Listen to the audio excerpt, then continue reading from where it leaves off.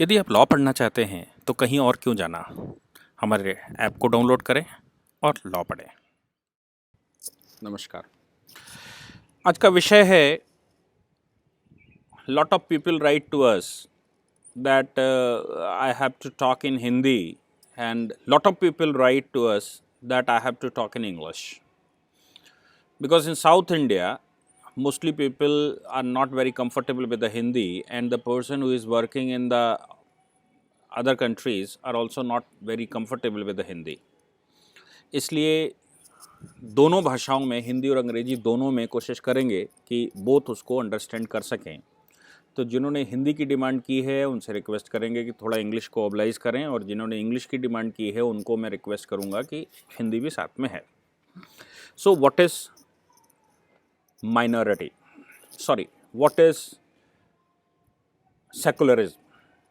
There is a huge demand from the people that we have to work on the secularism. Why the word added as in secularism? बहुत लोगों ने ये कहा है कि secularism शब्द इसमें क्यों जोड़ा गया, जब जोड़ा गया तो उसको हटाया जाना चाहिए।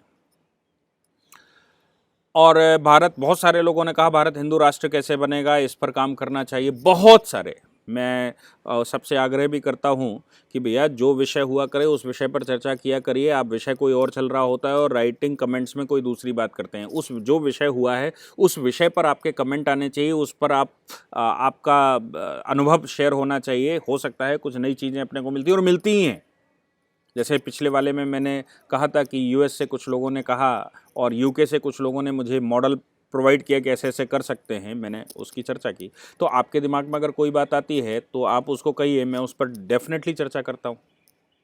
सो नाउ, हिंदू राष्ट्र कैसे बने भारत और सेकुलरिज्म कैसे हटे। देखिए, सेकुलरिज्म का मतलब क्या, पंथ निरपेक्षता का मतलब क्या। ये धर्म निरपेक्ष नहीं है, ये पंथ निरपेक्ष शब्द है। आप अगर कॉन्स्टिट्यूशन उठाकर देखेंगे और जो हिंदी वर्जन कॉन्स्टिट्यूशन के, वहां पर पंथ निरपेक्ष शब्द इस्तेमाल किया है, धर्म निरपेक्ष शब्द इस्तेमाल नहीं किया है। पंथ निरपेक्ष, पंथ का मतलब होता है कि ईश्वर को पाने के लिए कोई एक विधि लोगों ने डेवलप कर ली और अपना direct interaction with the God कर लिया। और ऊपर वाले से जो इबादत करनी है, हम बार बार कहते हैं ऊपर वाले को ध्यान में रखो, ऊपर वाले को ध्यान में रखे, ऊपर वाला सब देख रहा है। हर मजहब ये कहता है ऊपर वाला देख रहा है, लेकिन ऊपर वाले का नाम हर सभी मजहबों में अलग अलग है। कोई उसको अरबी में अल्लाह, अरबी का शब्द है, कोई उसको हिंदी में भगवान कहता है।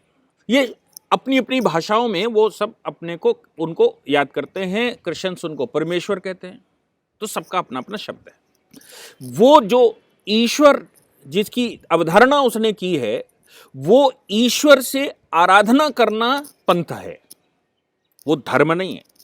धर्म के पीछे एक 1.5-2 महीने पहले मैंने एक लेक्चर दिया था कि धर्म क्या, धर्म मीन्स वे ऑफ लाइफ। अब ऑनरेबल सुप्रीम कोर्ट का एक जजमेंट है, अब मैं इसको हिंदू और सेकुलरिज्म को जोड़ रहा हूं।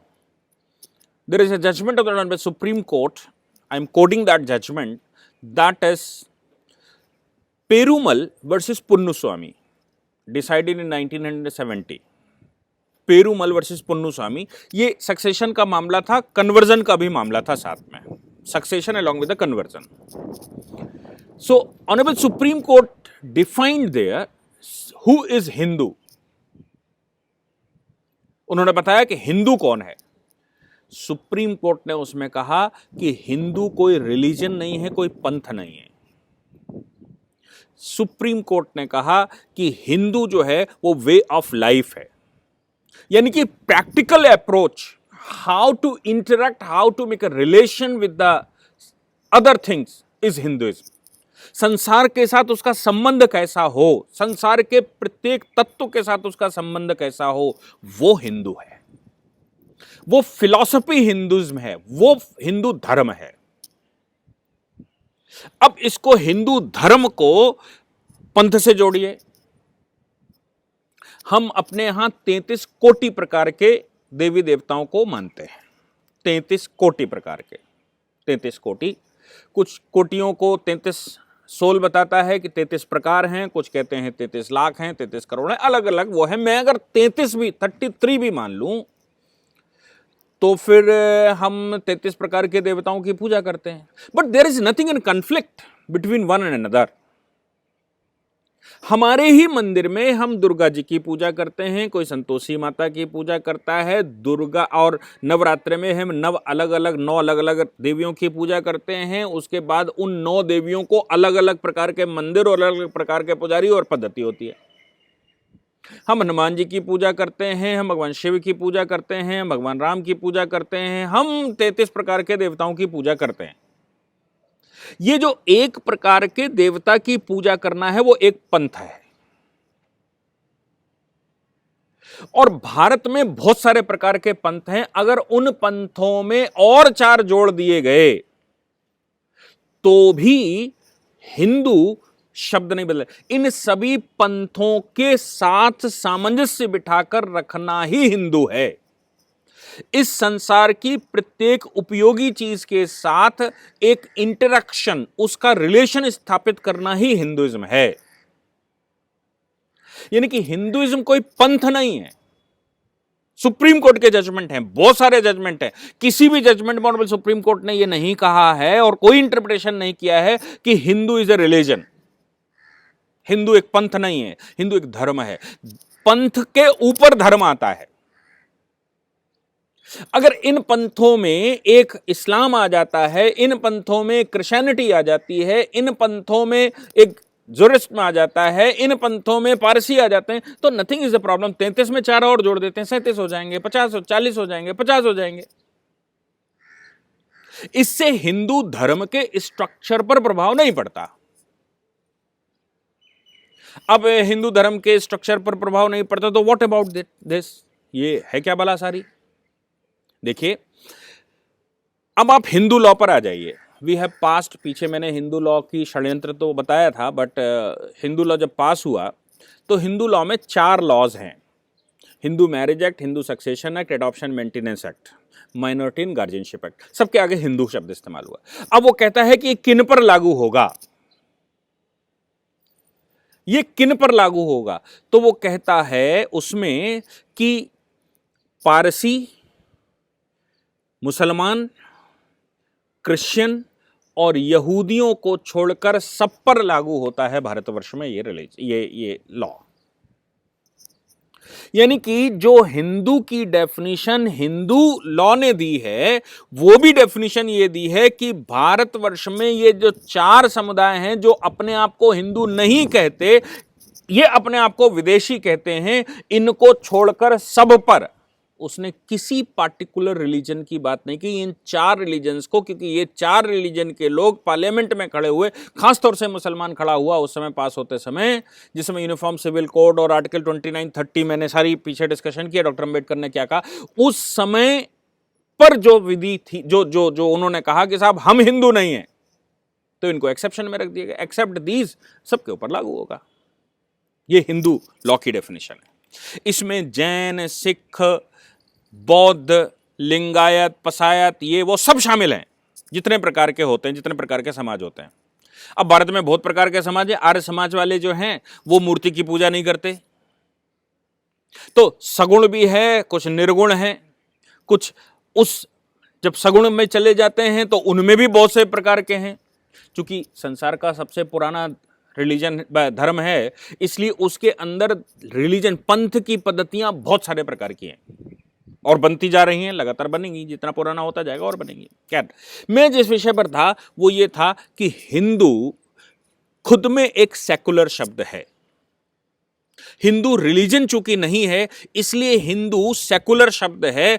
अगर प्रियम्बल में सेकुलर शब्द जोड़ा गया है, उस सेकुलर की जगह अगर हिंदू शब्द जोड़ दिया जाए तो भी बात एक ही है। ऑनरेबल सुप्रीम कोर्ट इन बातों में कह चुका है। सीधा नहीं कहा, लेकिन उसने कहा कि हिंदुइज्म मतलब वे ऑफ लाइफ, रिलीजन नहीं।